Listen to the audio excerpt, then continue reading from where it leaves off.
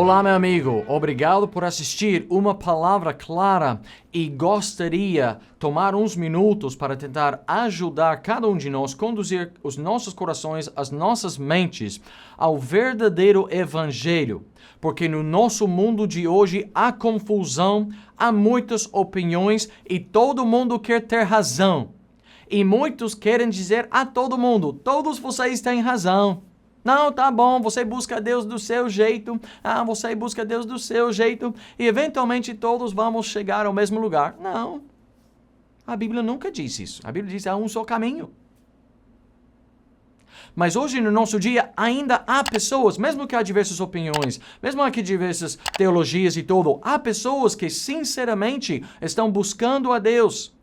Eles estão em busca de algo para saciar a alma. Eles sabem que tem uma falta. Eles não têm paz no coração. Eles não têm paz na vida. E há pessoas, pode ser você me ouvindo agora, pode ser que você está escutando em busca de algo real. Pode ser que você ficou decepcionado com uma igreja, um ministério, um lugar, um evento religioso. Você entrava buscando algo real e disse, não, é só vaidade.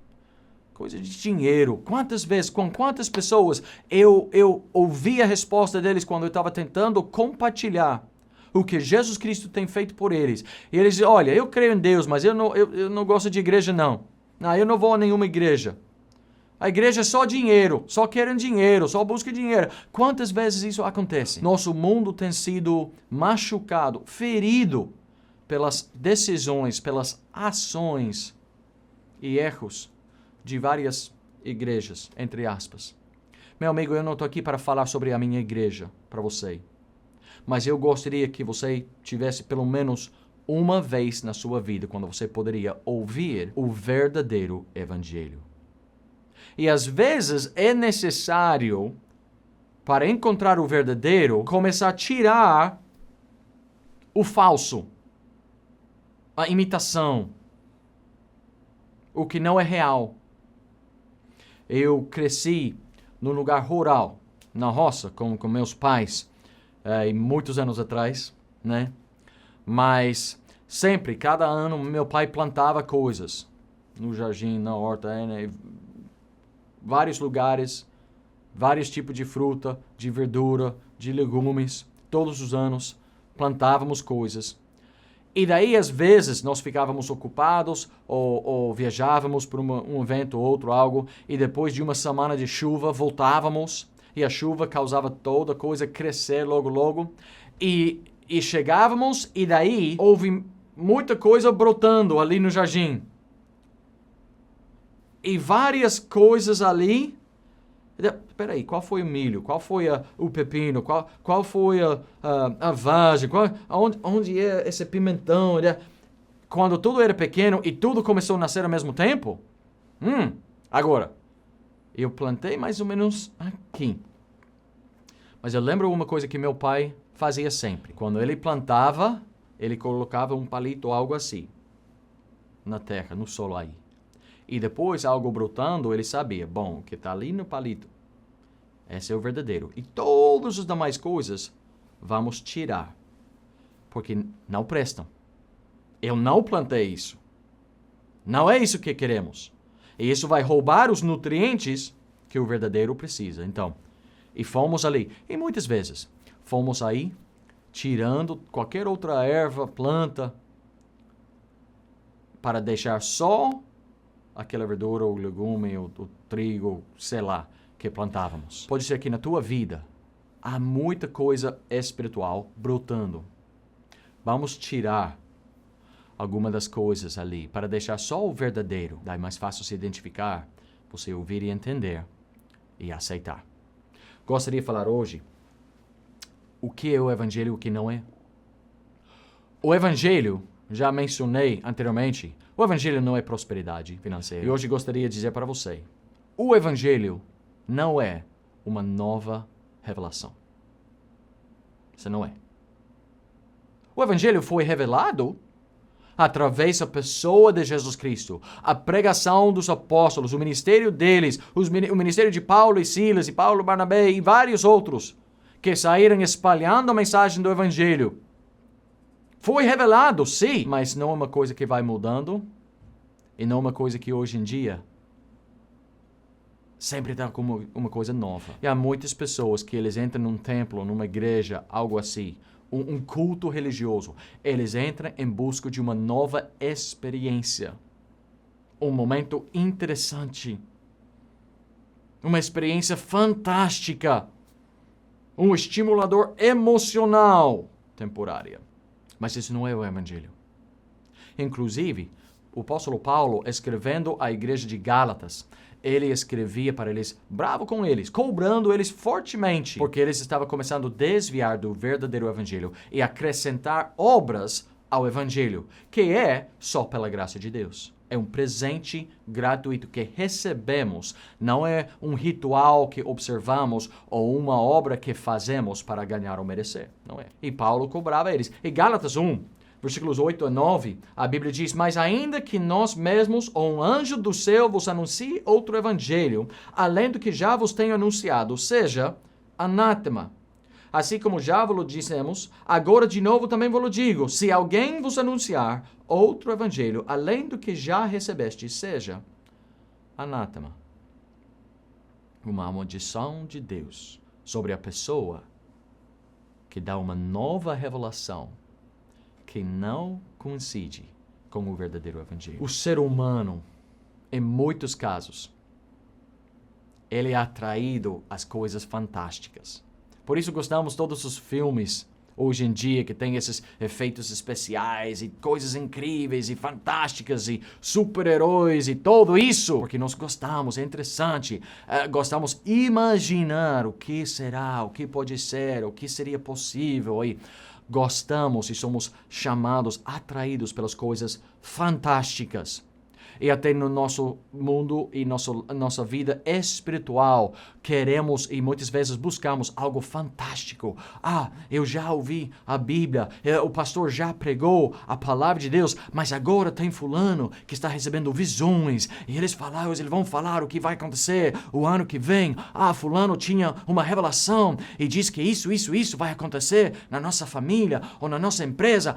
Fulano recebeu uma visão, está dizendo que agora que Cristo vai voltar, X data e X tempo, hora do dia, tá? E gostamos das coisas fantásticas. Mas a própria Bíblia nos avisa que alguém que chega com uma nova revelação que não coincide com a mensagem bíblica da salvação, que aquela pessoa com aquela revelação seja anátema. Cedo no Antigo Testamento, no Pentateuco, Deuteronômio, Moisés instruiu o povo, olha, quando alguém começa a profetizar e não acontece, são falsos. Mata eles. Imagine quanta falsidade poderíamos eliminar do nosso mundo se agíamos daquela forma. Não é para nós fazer isso hoje, mas imagine se o mundo rejeitava a pessoa que sempre está dando profecia falsa. Que tem uma revelação. Isso vai acontecer. E não acontece. O pastor fulano falou isso e aconteceu. Ok? E a próxima vez que eles falaram? Bom, mas gostamos daquela coisa fantástica, sobrenatural, né? Mas o evangelho não é o ato de só correr atrás de eventos e momentos fantásticos. Esse não é o evangelho. Agora, o evangelho é fantástico. Deus se encarnou. Veio a este mundo, nasceu de uma virgem. Viveu sem pecado. Ele era 100% homem e 100% Deus. Uma coisa que ele é maior do que o nosso cérebro consegue compreender. Deus infinito. Como vamos entender ele 100%? Não tem como. E ele foi falsamente, injustamente acusado. E ninguém ficou apoiando ao lado dele. E ele sofreu em solidão. E ele foi castigado em nosso lugar. Ele foi pendurado na cruz que nós merecemos. E ele sofrendo a nossa penalidade, morrendo a nossa morte, foi sepultado. E ao terceiro dia, ele ressuscitou dentre os mortos. Que coisa fantástica, pelo próprio poder dele, conquistando a morte. Se você quer algo fantástico, aquela obra de Jesus foi fantástica. Facilmente nós esquecemos da palavra de Deus, o perfeito e autoridade final. Sabe o que todo mundo gosta? Algodão doce, sonho, brigadeiro, sorvete, todo mundo gosta disso. Mas não seria bom se alimentar só dessas coisas. Arroz e feijão e legumes não nos anima. Não dizem, não há coisa mais linda no mundo que arroz e feijão. São coisas básicas, fundamentais, não interessantes, mas são de suma importância se você quer estar bem. Nós esquecemos do fundamento da vida espiritual. Às vezes nos aborrecemos a mesma coisa que sempre. O evangelho não muda. Aí eu ficaria chateado se só foi isso é sempre a mesma coisa. O evangelho não muda. E Paulo nos avisava, eu não me importo se um anjo vem do céu. Pense comigo das religiões no mundo. Porque nós temos umas religiões no nosso mundo. Alguns deles no Oriente Médio. Alguns deles aqui nas Américas. Que um profeta disse que recebeu uma visão de um anjo falando isso, aquilo.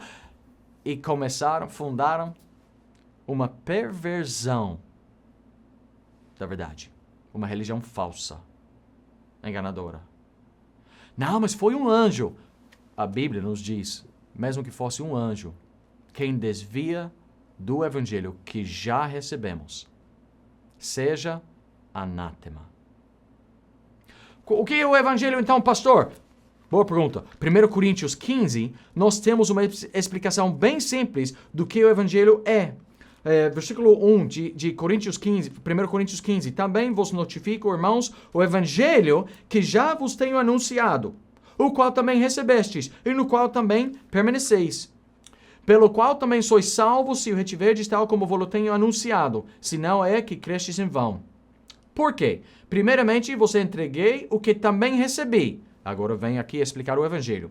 Que Cristo morreu por nossos pecados, segundo as Escrituras. Que foi sepultado? Que ressuscitou ao terceiro dia, segundo as Escrituras.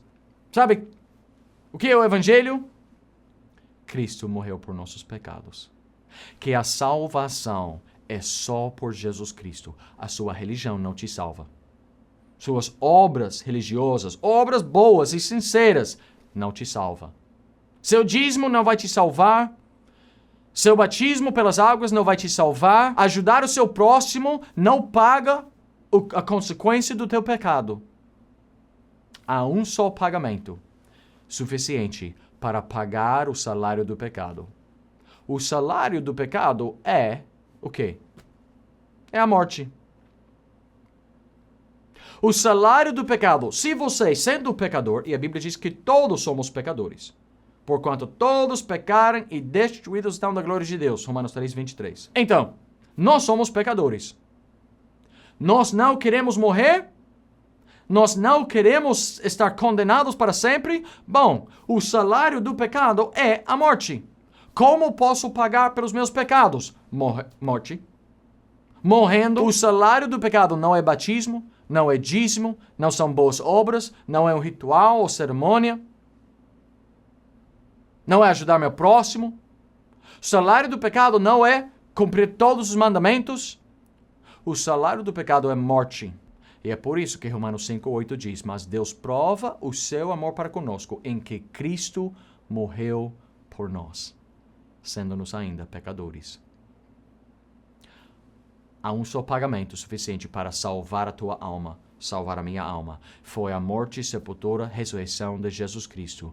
Ele sofreu e Deus, na graça infinita dele, oferece perdão e salvação ao pecador. Não por merecer, não por lutar, não por buscar todos os dias, recebendo como presente gratuito. Pela fé. Porque pela graça sois salvos por meio da fé. Isto não vem de vós, pois é dom de Deus, não vem das obras, para que ninguém se glorie. É o que a palavra de Deus nos diz. Mas nós gostamos das coisas fantásticas, uma coisa nova e uma coisa interessante, e às vezes ficamos chateados com, mas eu já ouvi isso, eu já li isso, eu já sei disso, eu quero algo novo. O mesmo evangelho que salvou as almas no primeiro século da igreja é o verdadeiro evangelho até hoje também. E correr atrás de uma experiência fantástica não significa que você é salva. Eu conversei várias vezes ao longo dos anos com pessoas que eu perguntando, você tem a certeza absoluta que se você morresse hoje, tua alma estaria no céu? Eu vou para o céu, sim. Como é que você tem aquela certeza? Que bênção, como você tem aquela certeza? Bom, um dia isso aconteceu, eu me arrepiei, eu vi uma luz, e eles contam uma experiência fantástica. Eu tenho um trabalho difícil de avisar eles. Isso não significa que você vá para o céu. Porque o verdadeiro evangelho não é uma visão fantástica, não é uma nova revelação que profeta fulano, ou pastora fulana, ou bispo fulano contaram. Todo que nós cremos e entendemos sobre a salvação, nós temos que pegar da palavra de Deus. Até Pedro mesmo, o apóstolo Pedro, ele falava a mesma coisa.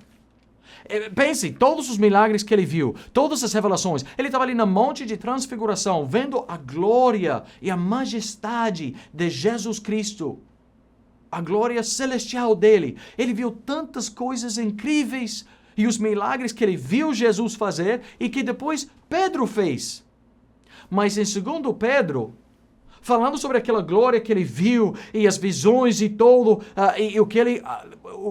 a experiência dele naquele Monte Santo, tudo isso no Monte Santo, ele depois disse, segundo Pedro 1:19, e temos muito firme a palavra dos profetas, a qual bem fazes em estar atentos, como a uma luz que ilumina em lugar escuro, até que o dia amanheça e a estrela da alva apareça em vossos corações. Esse Pedro que tinha revelações, ele tinha aquela visão no livro de Atos, a visão quando ele estava meditando em cima do teto de uma casa lá em cima, na sacada, e ele viu 3 vezes uma visão dos animais descendo no lençol, tudo isso.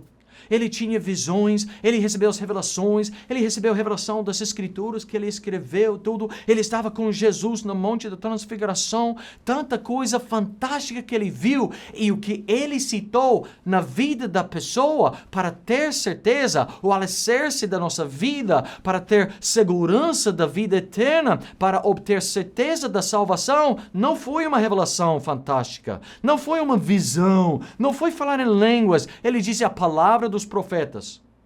O que foi? A palavra de Deus. Qual é a base firme e segura na sua vida? Tem que ser a palavra de Deus.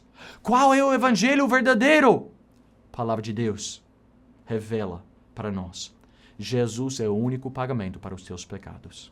E você pode frequentar qualquer igreja ou evento religioso todos os dias da semana se você quiser. Um evento fantástico não significa salvação. A palavra diz, se com tua boca confessares que Jesus é o Senhor e creres em teu coração que Deus o ressuscitou dentre os mortos, serás salvo, visto que com o coração se crê para a justiça, mas com a boca se faz confissão para a salvação.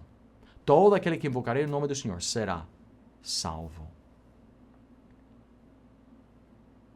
Aqui é o verdadeiro evangelho. Somos pecadores. Precisamos de um Salvador. E Jesus é o único Salvador suficiente. E colocando a nossa fé nele, seremos salvos. Não uma experiência religiosa que você precisa. É ouvir, entender e crer na verdade do verdadeiro Evangelho. Se tiver pergunta ou dúvida, por favor, entre em contato conosco. Nós te orientamos pela palavra. Esse é muito firme testemunho que Deus nos deu. Muito obrigado. Deus te abençoe.